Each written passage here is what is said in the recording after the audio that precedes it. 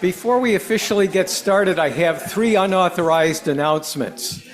1, the choir really wants you to sing the hymns this morning, and of course you will have the lyrics up on the boards, but if you want to see what the notes are, you need to get both the gray hymnal and the teal hymnal, and they're way in the back of the room, and now is an excellent time to get them because everybody's going to be mesmerized by my other announcements. Okay, so there's that. Then, you remember how before the collection, we always say, if you want to give cash and have the cash attributed to your pledge, there's some envelopes way in the back. And this has always struck me as being a request to have a bunch of people in the aisles when the ushers are trying to come up. So now is the time, if you want to give cash and have it attributed to your pledge, to go get an envelope. And your generosity and lack of self-interest has impressed me to no end. Third, 2 days ago, I came here to test the water. It was 11:35 a.m. The door was unlocked. Nobody was here. If that was you, please don't ever do that again. Fourth, last one. Next weekend, Eastern Standard Time makes its appearance here. So if you forget to set your clock Saturday night and you show up here at 8 a.m. local time, you can help me move furniture. Okay. Now we're starting. Good morning, and welcome to the weekly multi-platform service of Tri-County Unitarian Universalists based in Summerfield, Florida. We acknowledge that we occupy the ancestral, traditional, and contemporary lands of the indigenous Florida peoples. I'm Tim McCusker, today's service leader. Hello to our members and friends, and a special welcome to those who might be visiting here for the first time. Unitarian Universalists are united not by a creed of shared beliefs, but by a covenant of shared values.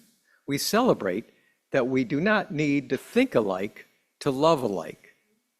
It's our respect and encouragement of each other's diversity of thought that truly binds us together. For the curious and for the seekers, Unitarian Universalist values and covenant may be found on your order of service and at our website, triuu.org. Our newsletter, included in the timetable, can also be found there under News and Events. We have announcements, but first, a haiku. Spooky telephones. It is almost Halloween. Please, silence your phones. Please stay after today's service and join us for our monthly bagel breakfast. Also, next Saturday, join us at 10 a.m. here at Tri-UU. The welcoming congregation is rolling out the rainbow carpet and inviting you to our first and fabulous Tri-UU Pride. We're inviting all LGBTQIA+ and allies for celebration and community. All you have to bring is your support. Please RSVP to Liz Perdue. And there may be snacks. There will be snacks. Okay. Then the next Saturday, Tri-UU is hosting a special celebration on Saturday, November 8th, from noon until 2 p.m. Next Saturday, this November 1st, is at 10 a.m. The Saturday after that is November 8th, and that's from noon till 2 p.m., and that's a celebration in honor of the new rooftop solar system. It's an open house with a light lunch served. There will be remarks by Reverend Kristina, Cindy Grossman, Bruce Twiss, Susan Elwell, Tri-UU friend and solar power expert. This concludes our announcements, and as we now begin the service proper, we will recite our vision statement. Please join with your voice as we recite together. We will be an influential voice for progressive religious values in a diverse community. Our chalice keeper this morning is Nancy Garrison.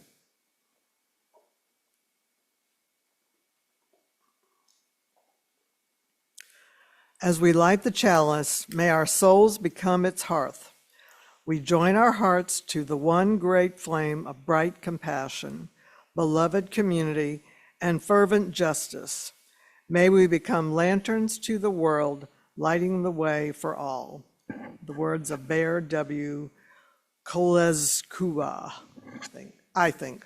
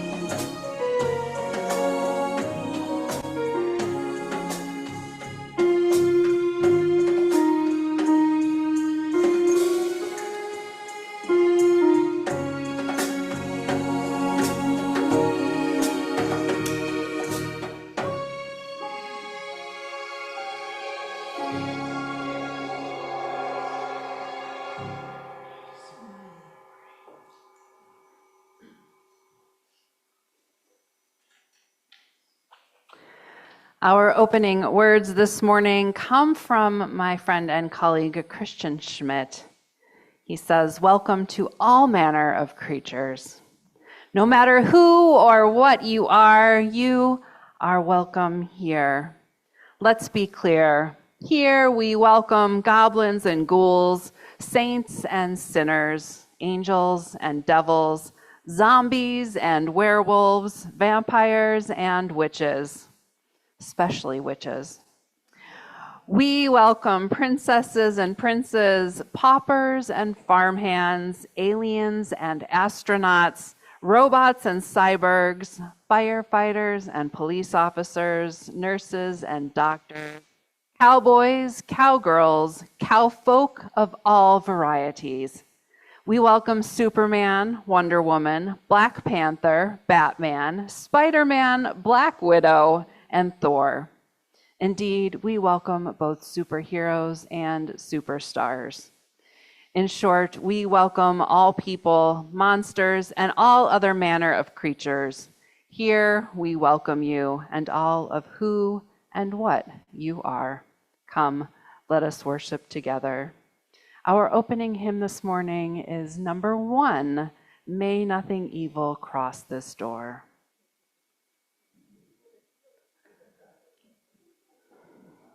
Yep.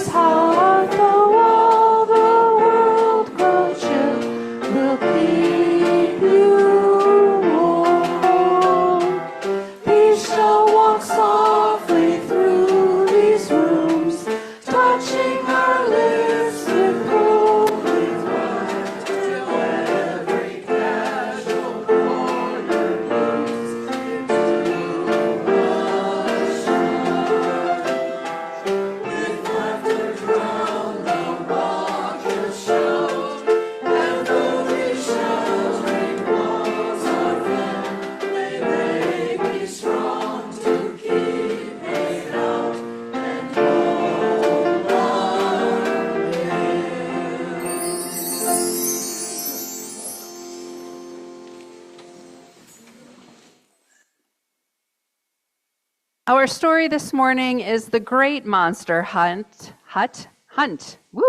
written by Norbert Landa and by Tim Warnes. Early one morning, a funny noise woke up Duck. It sounded like psh, psh, and it came from right under the bed. Duck was not quite sure what it was, and she was much too afraid to look. Instead, she jumped out of bed and ran for help. "Pig!" Duck yelled. "There's something under my bed and it's making strange noises. It goes psh, psh, grr." "Psh, psh, grr?" asked Pig. "Oh my, we need someone really strong to help. Stay right where you are." And Pig ran to find Bear. Pig told Bear all about the frightening noises under Duck's bed. It goes psh, psh, grr, bang, bang. "I wanted to tell you, Bear, because you are so strong." Bear lifted a huge log. "It is true that I am strong enough for almost anything," he said, "but I think we'd better find someone who is loud enough to chase this thing away." So they ran to find Wolf, who was about to start his early morning howling. Bear told him about the dreadful news about the terrifying thing under Duck's bed. It goes psh, psh, grr, bang, bang, wham, wham. "All the time," Bear said. "We thought you could help us to frighten it away."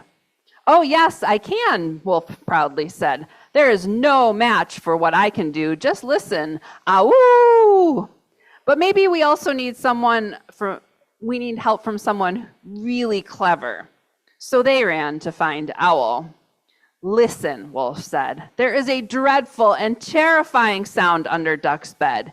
It goes psh, psh, grr, bang, bang, wham, wham, growl." Owl was lost for words. "We thought you might know what it was," Pig said, "because you are so clever." Owl said, "Clever, yes, that's what I am.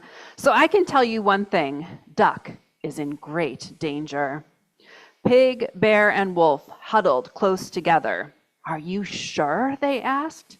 "Oh, yes," said Owl. "Can you imagine anything kind and cuddly making such a noise?" "It must be a monster," yelled Pig. "Oh, what are we going to do?" "The only way to deal with a monster," Owl said, "is to trap it." Clever Owl. So the animals set about gathering rope and nets and useful pokey things. Then the four of them bravely set off toward Duck's house. "Ow!" Owl led the way because trapping the monster was his clever idea. Next came Wolf, howling loudly. Then came Bear with his monster buster stick. Last was Pig, clutching his great monster catcher net. Finally, they arrived at Duck's house and flattened their ears against the door. But no monstrous noise was heard. No screaming, nor crying, nor calling for help. "Maybe we are too late?" whispered Bear. "Oh, no!" Pig cried in despair. "Duck, are you there?" called Wolf. Then the door slowly creaked open. "There's a monster under your bed!" cried Pig. Duck looked ready to faint. "A monster?" she whimpered. "How do you know?" "Because it goes psh, psh, grr, bang, bang, wham, wham, growl," Pig yelled. "And ooh-wee," Owl added. "Come on, let's get it." And the animals charged into Duck's house. Up the stairs they crept. Then they heard a sound. Psh, psh, it went. It came from right under Duck's bed. Owl flashed his lantern. The animals gasped. They could not believe their eyes.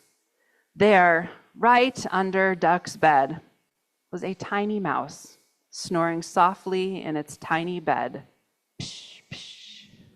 "Well, I never," Duck whispered. "Do you know what we've just done?" Owl smiled. All feeling rather silly, the animals looked at each other and giggled. "We've just made a monster out of a mouse."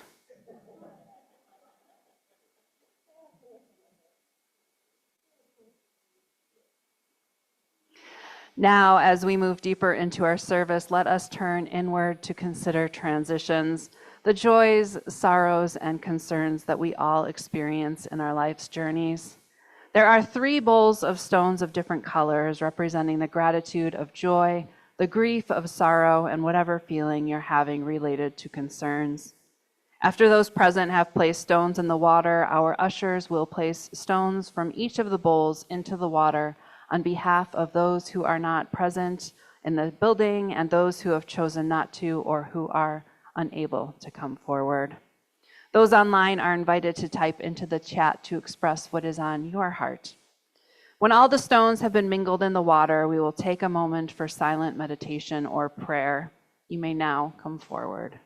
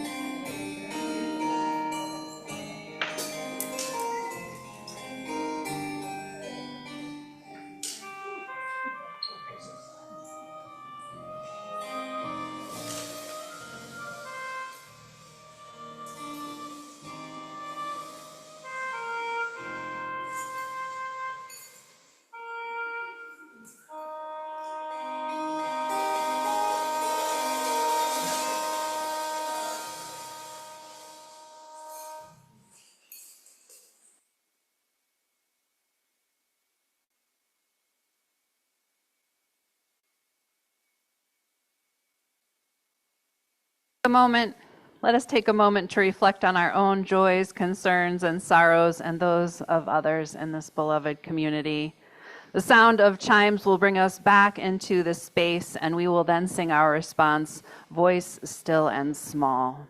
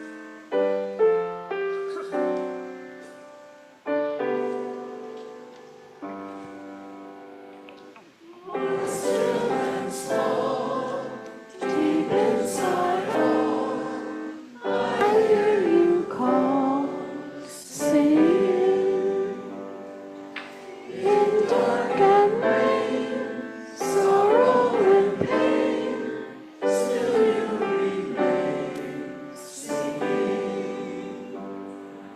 calming my fears, quenching my tears, through all the years, singing.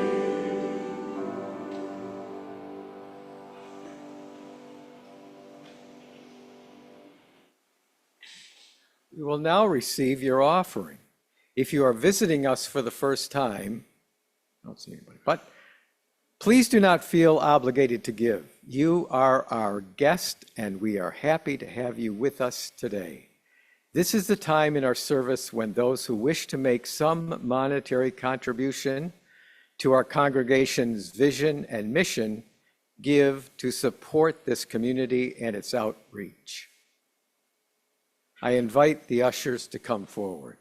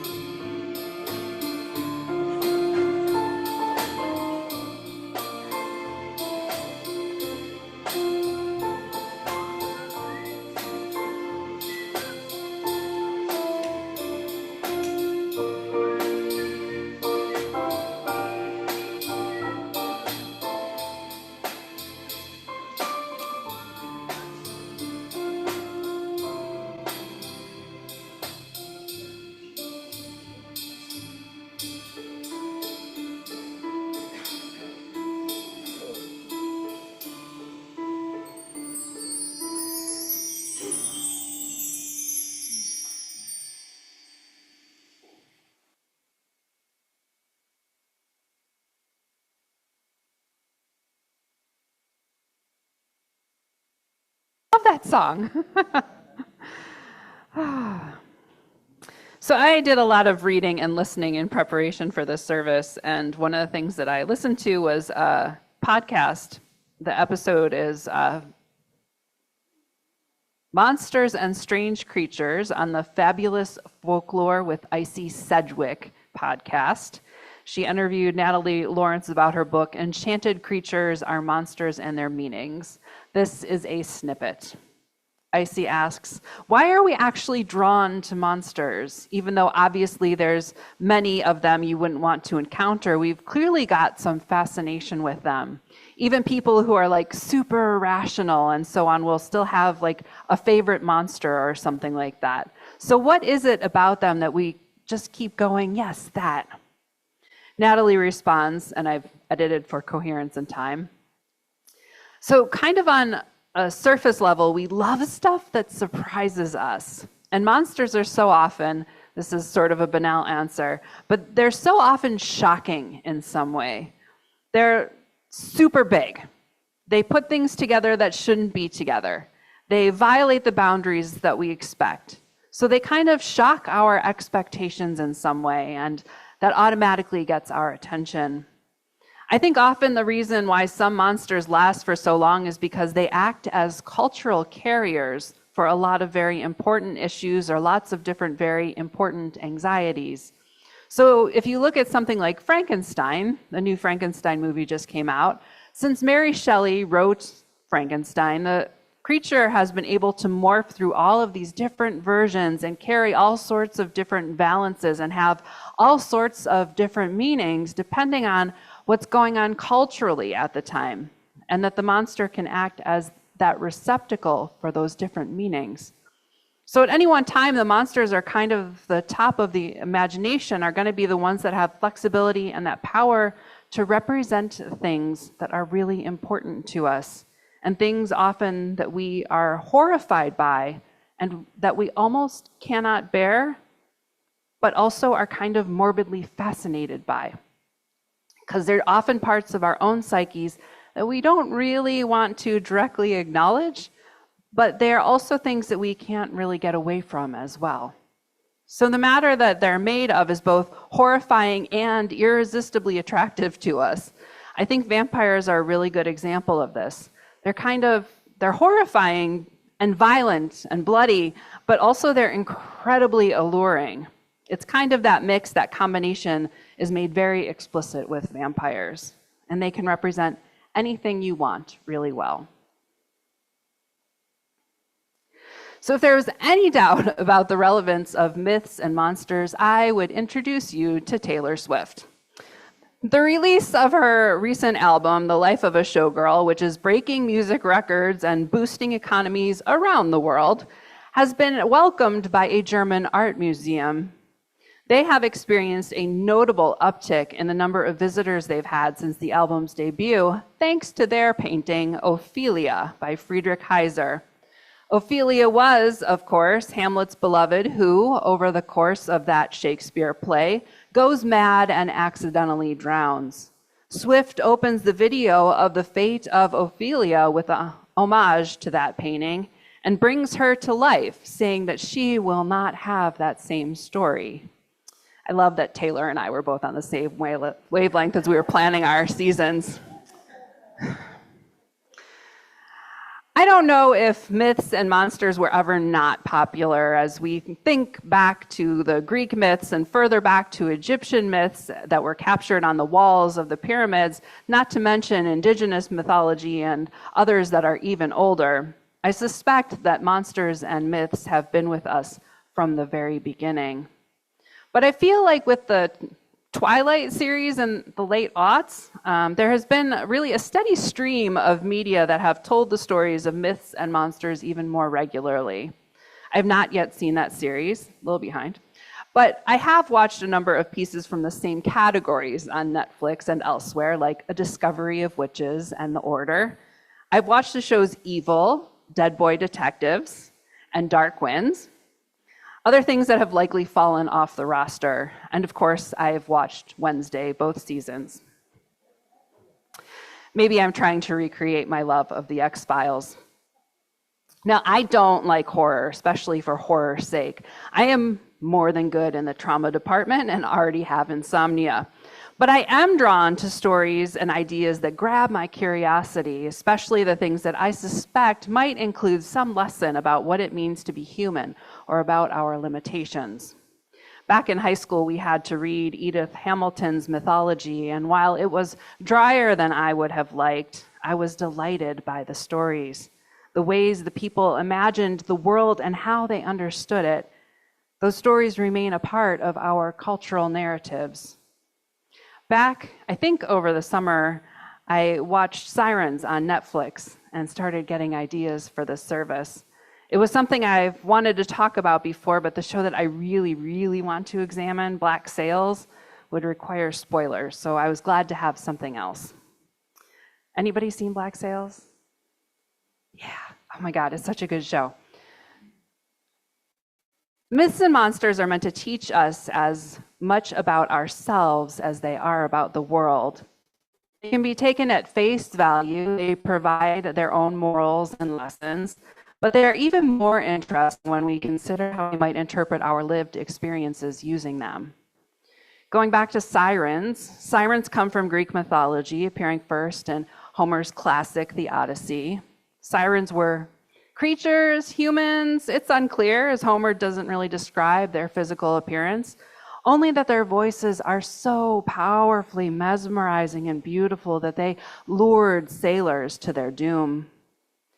They were found only on one island, surrounded by cliffs and rocks. The siren's song would draw the sailors to them, resulting in shipwreck and death. It was never clear if the sirens ate the sailors or not, but perhaps that mystery is part of the allure/repulsion. I want to be careful to hopefully not share any spoilers, but in the show Sirens, we assume that the sirens are the women, or one woman in particular, Michaela, or Kiki, the one around whom most of the show revolves. This assumption is aided by the show image of three well-dressed, made-up women. They even play this haunting and mesmerizing music throughout the show that suggests this. I will only say that the assumption that turns out to be incomplete at best, and what viewers were able to understand or are able to understand is that, at least in my interpretation, not only that sirens aren't necessarily women, they also aren't necessarily humans or even creatures.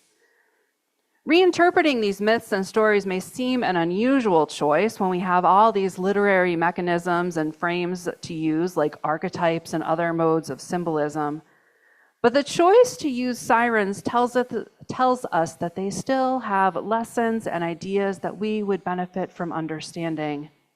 They continue to live in our cultural psyches and reemerge when we have new insights and perspectives to explore. The seeds that were planted as we read or watched or heard their stories before have been nurtured in our minds into blossoms, ready to spread life again.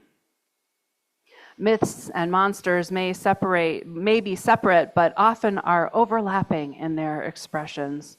The Greek gods and goddesses who have their own stories are a wonderful example of this, often interacting with monster-y creatures like centaurs, the Minotaur, sirens, and others that then generate their own myths.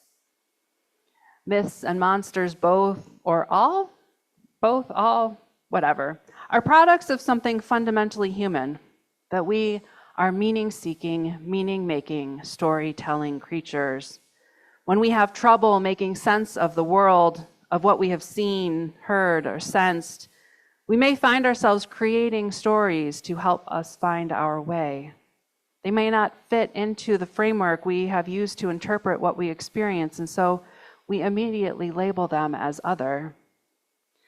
This othering, not unlike the othering I've brought up in recent past services, is complex. It both distinguishes us versus them, but in the othering, exoticizes the other. This creates that state of allure/repulsion, almost like when magnets come into proximity, one side the drawing to, the other pushing from. Kind of like the way most people, when passing a traffic accident, have to slow down to look, even when it's upsetting, like we cannot turn away. We have been telling stories as long as we've been communicating, and I'd imagine even before language, with images and gestures. Myths and monsters teach. They convey morals, offer warnings and lessons about safety, and teach us about humility by reminding us of our place, that we don't understand everything, that the world can be lonely and scary, and it's always better to go through life together. Myths and monsters can also be a form of entertainment, but are often rooted in some experience. Think about the use of ghost stories, which can be based on urban legends. Similarly, myths and monsters may have been used for a time as a way to communicate status difference, like the way the very rich or the very poor might have experienced things, or from sailors or people who could afford to travel back when that was very difficult. Having novel experiences that defy our understanding of what we know of the world might be a way to communicate wealth or worldliness. Which leads to another reason we love myths and monsters. They help teach us about ourselves and our place in the world. Maybe part of the reason the story Little Red Riding Hood or Hansel and Gretel gets shared by parents is to deter their children from wandering off. We invoke the image of Persephone, the Greek goddess, who embodies the truth that life and death are so inextricably bound that they are honored in one spirit. We tell stories of Dracula when we are so awestruck about being alive that we covet immortality. To give us just a bit more time to love the world and watch humanity's story unfold some more. Superman embodies our desire to fly and put our strength and power to serving the good. The Wendigo, a cannibalistic creature of indigenous tribes, especially in the Great Lakes region, reminds us that unchecked greed is destructive to oneself and others. Sometimes we construct them when we don't understand something or when something is unexplainable to our current knowledge. I found out as I was preparing for this service that vampire stories, for example, were likely begun in part for a few reasons. One, that bodies didn't decompose the way they were expected to for reasons we couldn't explain. Because occasionally people were buried when they were thought to be dead but were not. And because of certain medical conditions. Rabies and tuberculosis can evidently have symptoms that are attributed to vampirism. The aversion to garlic and the light was so interesting and also bizarre.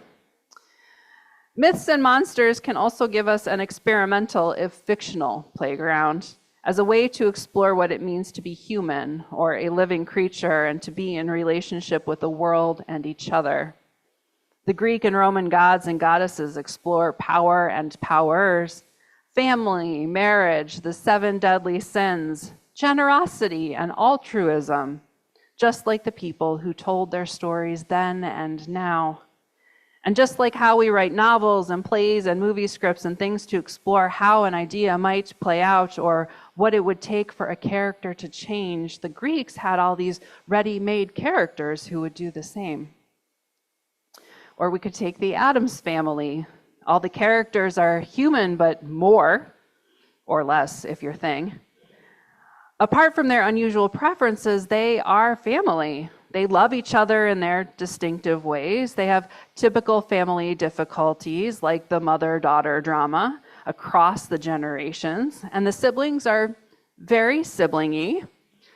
They keep secrets, trying to keep the past from repeating. Superficially, we are drawn to the differences, but at their core, they are deeply human. I find myself, too, remembering the show Scooby-Doo. I realize many of you were not necessarily their target audience, but episode after episode, the gang would somehow get into these mystery cases that often involve monsters to find again and again that the monster was, in fact, a person. And I would have gotten away with it, too, if it weren't for those meddling kids. The monsters were people trying to take advantage of others somehow, making them not literal monsters that we've gotten used to thinking of, like werewolves, but monsters of the humankind. Like in the Great Monster Hunt, we may make monsters out of mice, which sometimes begs the question of who is the monster. We have caged animals and people, and I'm not even talking right now about the immigration system or prisons, which is another sermon, or 2 or 3. But I'm thinking about circuses and freak shows for entertainment. There's a reason fictional characters are always trying to keep people or creatures who are exceptional somehow away from others, including the government, because we as a species have a history of taking possession of things and people, removing their rights and subjecting them to all sorts of behavior we would be ashamed of if we knew about it. Sometimes we ourselves become the monsters by the things we say or don't say, when breaking the silence would have offered a better outcome. We lose our integrity and morality with a choice that sends us in an unexpected direction, like Walter White from Breaking Bad, or any number of characters in shows and movies. A choice made even for good reasons can escalate into an uncontrollable situation quickly, and the whole thing just goes off the rails. We keep trying to justify our actions and their consequences, even when this isn't the responsible choice, because we believe that we are chasing a hero's journey and not criminal activity. Our theme this month has been cultivating compassion, and so my final thoughts are these. What can we learn from myths and monsters to be more compassionate? I find we tend to be either more compassionate with ourselves versus others, or more compassionate with others versus ourselves. How might we practice more equitable and generous compassion with everyone to keep ourselves from becoming the monsters we fear? Sometimes our beliefs or peer pressure are driven by fear, or for whatever reason, we come to ostracize each other and make each other lonely when our actions aren't so egregious that they cause even greater harm. And we end up with the Salem witch trials, which mostly burned women at the stake or drowned them when they had done nothing more wrong than perhaps disrupting the social order or upsetting the wrong person. Who were the real monsters in that era? Fear and the allure of power are a potent combination, sometimes resulting in us becoming our worst selves instead of our best selves. We may believe we are seeking to become heroes, but heroes are not driven by fear and contempt. They're driven by courage, community, and at times compassion. The thing about hearing stories is that they're already in some way formed, completed, concluded. They have been given a beginning, a middle, an end. They have been assigned a meaning, however incomplete or questionable it may be. They are tied up with a bow and ready for sharing. But what if they aren't done? What if the end isn't the end? Perhaps you've heard the wisdom that if you're having a nightmare, that you turn to the monster and whatever it is and say, "You don't scare me," and something of that kind, and the monster will often just disappear. You have, in that instance, successfully found a way to rewrite that story, bringing it to a different end. It can be the same for us in our lives. We hear something someone said or did, and we think, that was a terrible thing to say. And maybe it was, and maybe we can still shape that story. Like, it was terrible. And I told my friend that when I heard the story, and we talked about it, and this is what happened. And then that story has a new, different ending, because we turn to compassion and courage to change a monstrous act back into a human one. Turning toward each other and embracing the power of rewriting stories for good strengthens our relationships and communities. In the end, whatever mice might be under our beds, whatever mysteries we encounter in the world, all we know for sure is that we have each other and that we are better together. If you would please rise and lift your voice in song for me for our closing hymn, When I Am Frightened.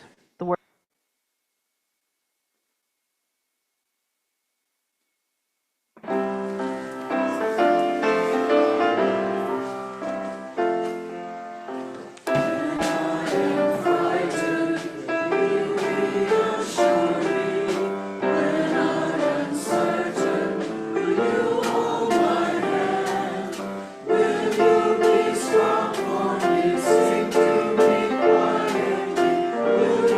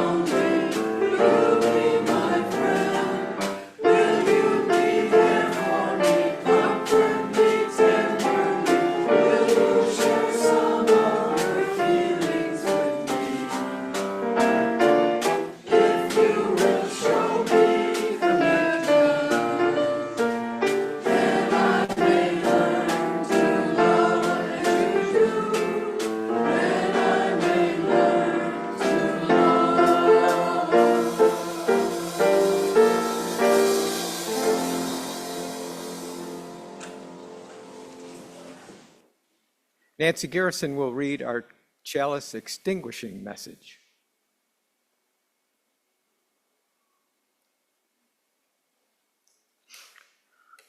Our faith, like a light, illuminates the path before us so that we can face hurt with love, cultivate compassion, live humbly in community, and confront despair with the awe of life. Though our flame is extinguished, our faith shines bright before us. Words of James Galasinski.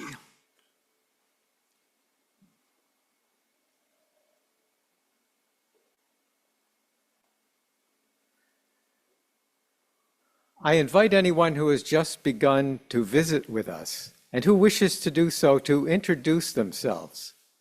Please raise your hand and an usher will bring a microphone to you. Please keep the microphone close to your mouth so that we can hear you better. Okay. If you would like to receive regular communications on upcoming Try UU events, please take and fill out a guest card, which will be available at the door after the service. On November 4th, there will be a class for those wanting to know more about Try UU. Please sign up at the table in the back of the room. If you can't or don't want to wait until then to ask your question, please see Andrea, she's here someplace, at the table after the service. We are interested to hear how you experienced this hybrid worship service and/or what you took away from the sermon. Please keep comments brief and on topic with no announcements, please. For those who are virtual via Zoom, raise your hand to speak or type your comment in the chat box. For those here in the gathering space, please raise your hand. If there is time, I will call on you to indicate that an usher will bring you a microphone. Please share your name and keep the microphone close to your mouth so we can hear you better. If you wish to be seen on the monitor and by those attending on Zoom, please stand directly in front of the pulpit.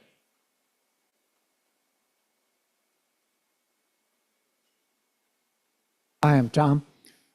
The story of the siren, the Odyssey, what came to my mind is the fact that men should fear women. And I thought, where does that come from? And what I remember as a child is the story of Adam and Eve, that the snake was this terrible monster and tempted this woman to tempt us men into terrible things. And therefore, I grew up thinking, you better be careful of women because who knows what kind of witches they are.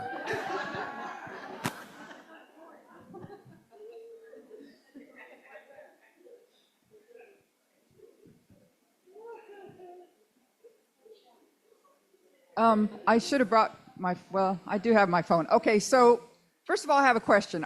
Can monsters be good? Yes. That's it? Okay.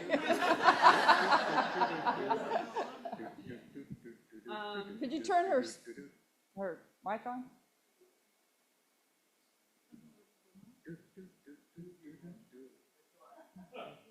Yeah, now I'm thinking. Yes, they can be, although I think we're used to seeing monsters that scare us. Mm-hmm. But, Casper the Friendly Ghost, yeah. Right? Like, so yeah. And Shrek. Thank you. And then the other thing is, I remember as you were speaking that we kind of think of a story I read about a few years ago. We kind of think of viruses as monsters because, there's COVID and measles and horrible things, smallpox. And then I remember reading the story that viruses are used to build things. So viruses are used to build things in technology, to actually build structures. because of the nature of the virus, they're very amenable to being symmetrical and building things. So they're actually using them in science and technology applications. It's very fascinating. I love it. Thank you. Thank you. We'll check into that sometime. Andrea? Yeah, thanks for asking that question, Yvette. And I was surprised but also pleased about your opening choice of music with Phantom of the Opera. And so was the Phantom evil or good? And I recently had opportunity, whatever, to see Phantom of the Opera, the movie. It's a totally different version. And in that, you get the backstory of what got the Phantom to the basement of the theater. And and when it was over, it was like, you felt sympathetic and he did act out of love. So that's another whole thing. Was he a monster? And it's complicated. Thank you. Yes. So thank you for the Phantom.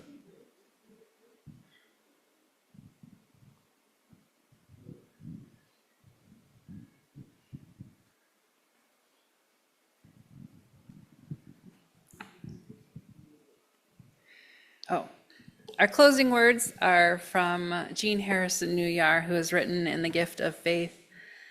In the lore of ancient China, there is a story of a philosopher who was asked, "Where is the road called hope?" He replied, "It does not exist, but as people move upon it, it comes into being."